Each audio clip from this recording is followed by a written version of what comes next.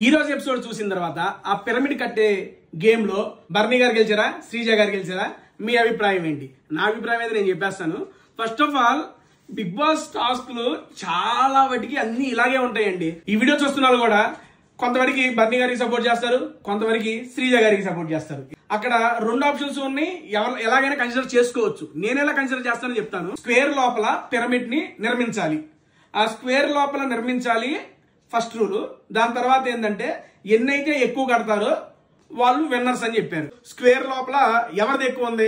అసలు ఉండాల్సింది మొత్తం, కానీ అక్కడ 90% బర్నీ గారిది ఉంది, 10% శ్రీజ గారిది ఉంది. ఇప్పుడు శ్రీజ గారిది 10% ఏముంది, దాని మీద ఎంత పిరమిడ్ లేపినా గానీ లెవెల్ 1 లోనే వీళ్ళిద్దరి కన్నా ఫస్ట్ బర్నీ గారే ఉన్నారు కాబట్టి ఇంకా అది ఎలిమినేట్. లెవెల్ 1 లోనే శ్రీజ గారికి ఏమో ఎలిమినేట్ అయిపోయిందని నా యొక్క అభిప్రాయం.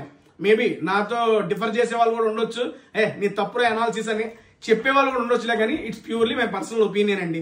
నేను హౌస్ లో ఉంటే అలా చెప్పేవాడిని అని చెప్పి చెబుతున్నా. చాలా మంది అంటారు, ఒరే ఇప్పుడు స్క్వేర్ లోపల బర్నీ గారిది 90% ఉంది, శ్రీజాది 10% ఉంది, కానీ ఇద్దరిది పూర్తిగా లేదు కదా. అటువంటిప్పుడు సెకండ్ దాంట్లోకి వెళ్ళి పిరమిడ్లు ఎక్కువ చూసినప్పుడు శ్రీజ విన్నింగ్ కదా అని మీరు అనొచ్చు.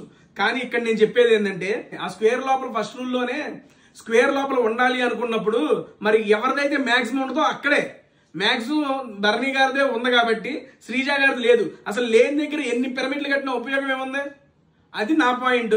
మేబీ మీరు చాలా మంది నాతో ఏకీభవించకపోయినా పర్లేదు, జస్ట్ నా అభిప్రాయం చెప్పా. మీరేమంటారో కింద కామెంట్స్ లో తెలియజేయండి.